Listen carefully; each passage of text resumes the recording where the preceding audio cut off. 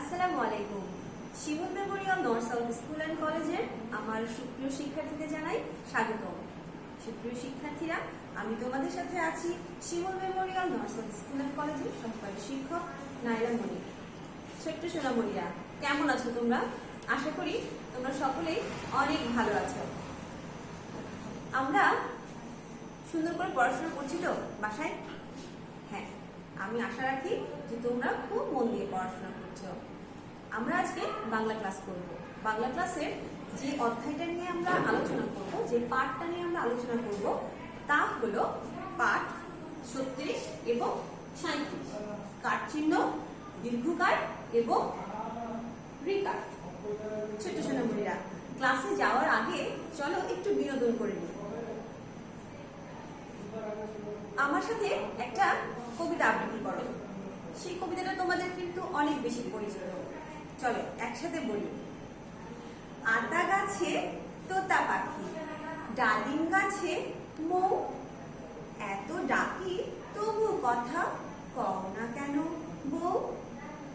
ছোট্ট সোনামণিরা, তোমরা আমাদের সাথে আবৃত্তি করলে, তাই না? অনেক মজা লাগলো। চলো এখন আমরা ক্লাসে চলে যাই। তোমাদের শীটটা কি কাছে নিয়ে বসেছো? হ্যাঁ, আমরা আজকে সুন্দর করে শীটে লিখবো এবং বইটাও পড়বো। বই নিয়েছো তোমরা? আমার কাছেও বই আছে।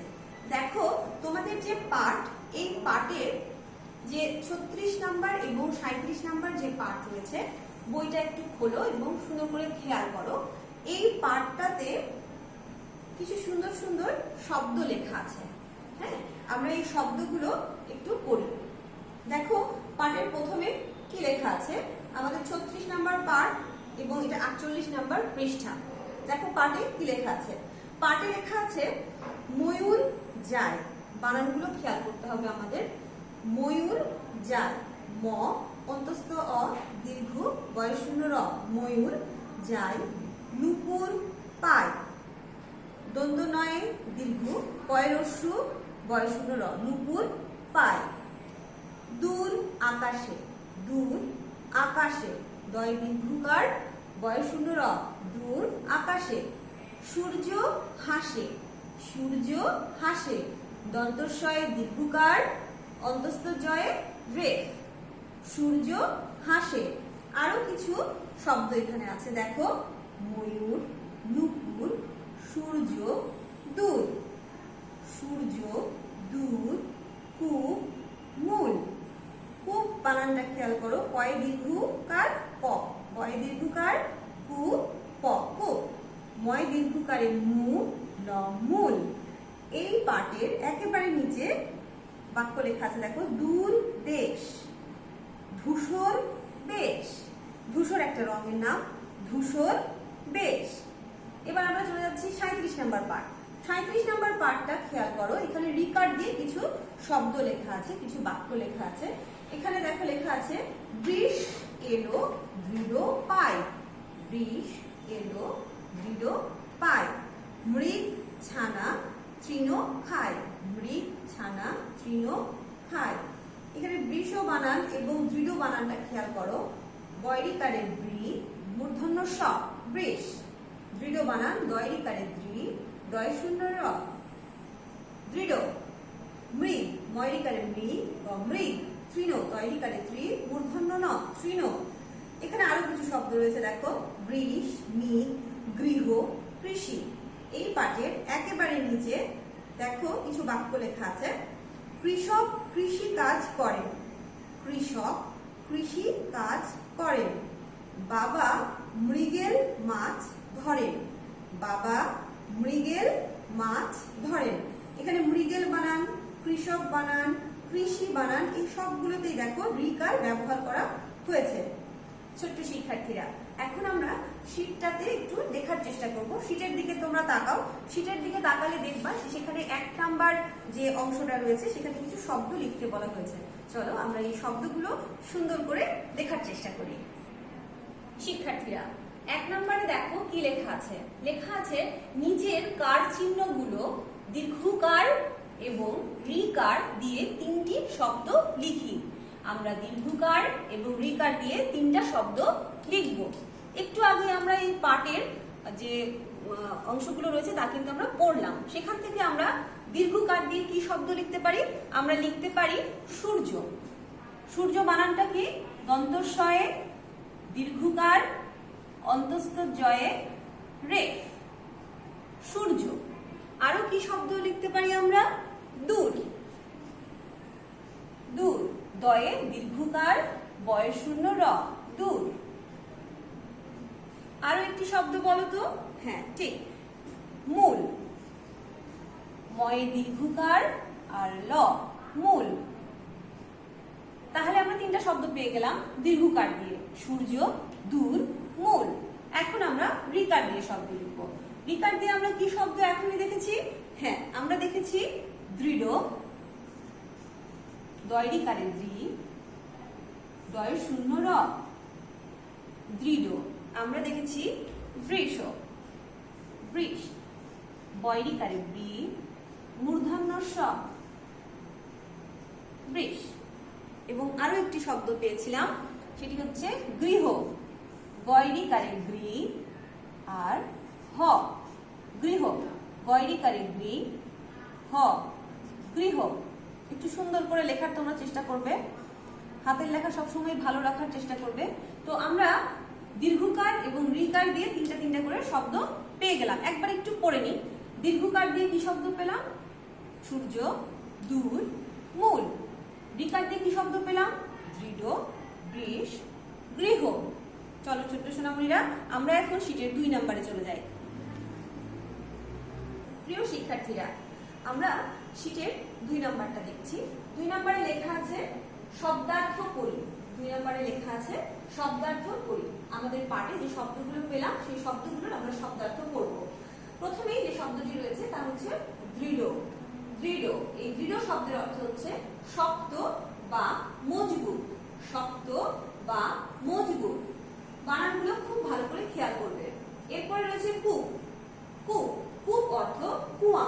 কূপ অর্থ কুয়া। এরপরে রয়েছে মূল। মূল অর্থ শিকড়। মূল অর্থ শিকড়। দেখো, শিকড় বানানে কিন্তু ডয় শূন্য র রয়েছে। শিকড় বানানে ডয় শূন্য র রয়েছে, তালবর্ষ রয়েছে। এই বিষয়গুলো খেয়াল রাখতে হবে তোমাদের। এখানে ডয় শূন্য র নাকি বয় শূন্য র, এখানে দন্তস্ব নাকি তালবর্ষ, এই বিষয়গুলো তোমরা খেয়াল করবে। তারপরে আছে কি দেখো সূর্য। সূর্য, সূর্য শব্দের অর্থ হচ্ছে রবি বা তপন। রবি বা তপন।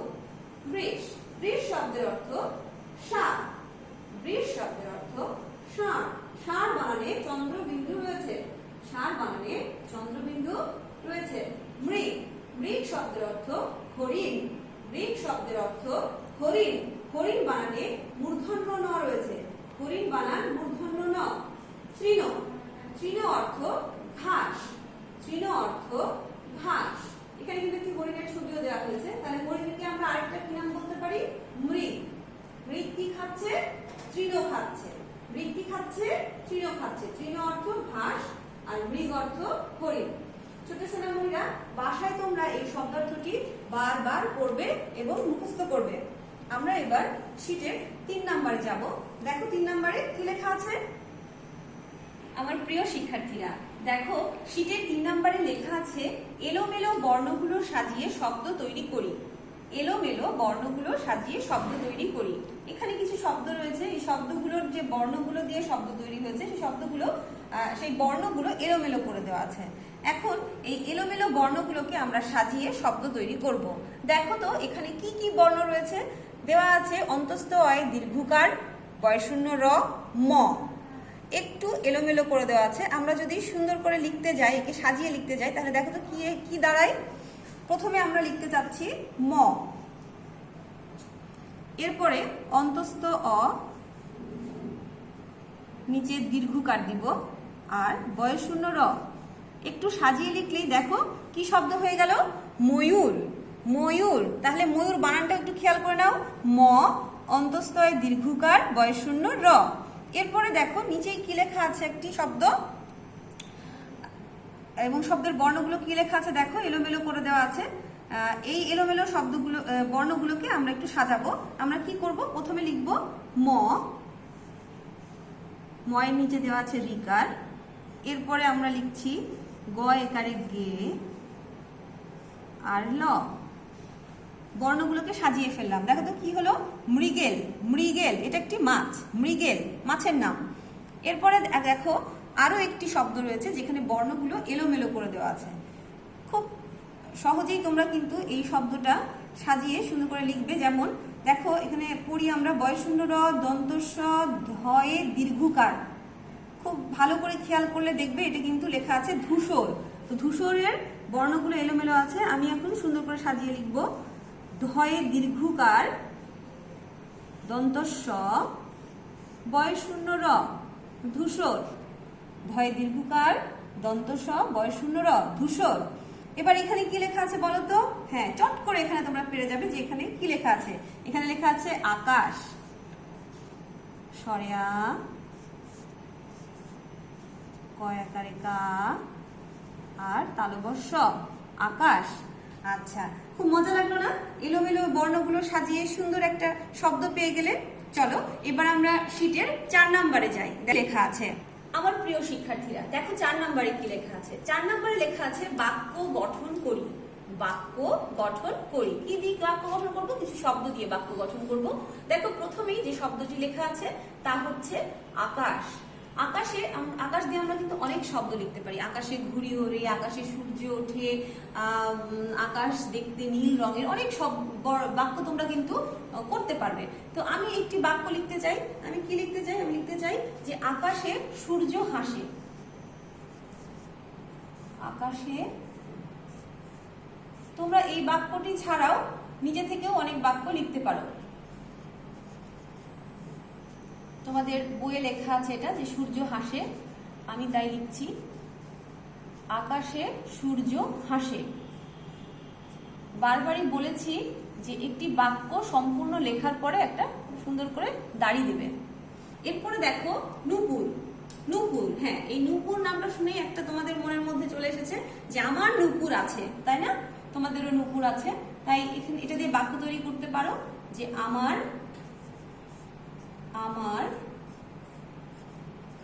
নূপুর। নূপুর বানানটা সুন্দর করে খেয়াল করো। দন্ত নয় দীর্ঘ, পয়রস্য এবং বয়শূন্য র। আমার নূপুর আছে।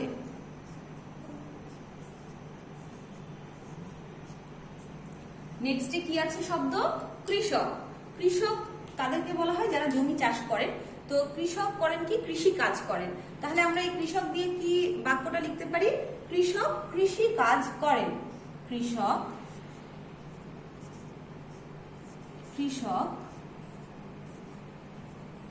কৃষি কাজ করেন।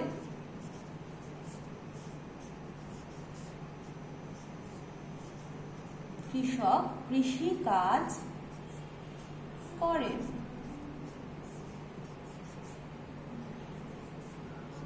দাড়ি দিবে। এখন দেখো এখানে আছে মাছ। মাছ দিয়ে আমরা কি শব্দ, কি বাক্যটা লিখতে পারি? যে এখনই যে আমরা পেলাম একটা মাছের নাম, যে মৃগেল একটা মাছ পেলাম, এই মাছের নামটা দিয়েও আমরা একটা বাক্য লিখতে পারি যে বাবা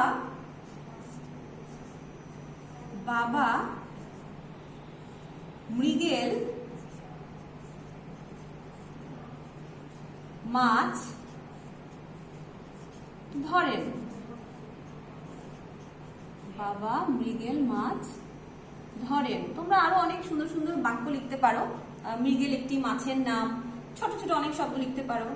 বাবা মৃগেল মাছ কিনে এনেছেন, এই ধরনের সব বাক্যগুলো তোমরা কিন্তু লিখতে পারো।